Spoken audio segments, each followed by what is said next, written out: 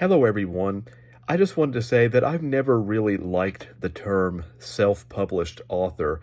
I've always preferred the term independent author. Now, of course, I use the term self-published occasionally for the purposes of clarity, but I really don't like it because to me it sounds derogatory, like a put down, like, oh, you self-published.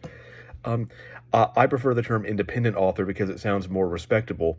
And for example, we don't call an independent filmmaker, for example, a self filmmaker, or that they're into self filmmaking. No, we say they're an independent filmmaker. So to me, I just find the term independent author to be far more respectable. And yes, I know there's independent publishers and publishing, but to me, it can also mean that you have published independently as a writer as well.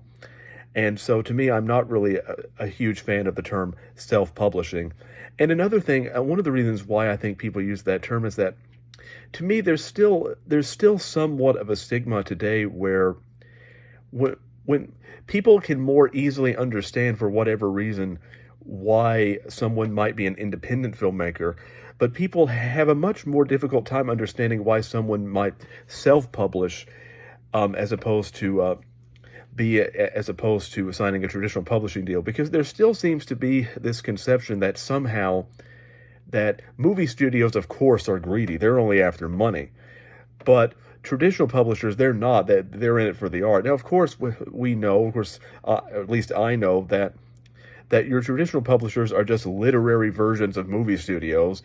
They're primarily interested in money. Now, of course, you have diamonds in the rough who work in traditional industries who care about the art. There are people like that, but they stand out for a reason because most people are not like that who work in those industries.